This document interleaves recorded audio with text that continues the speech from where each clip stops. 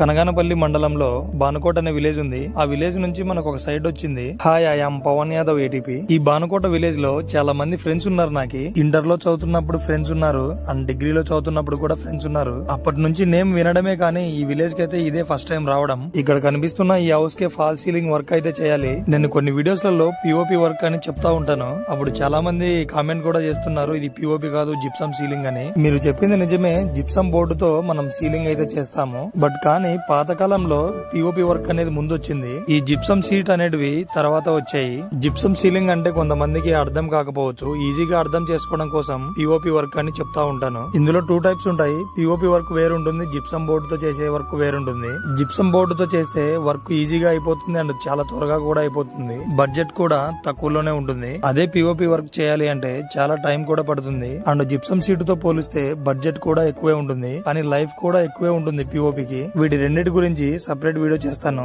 Okay, see you in the next video. Follow my channel.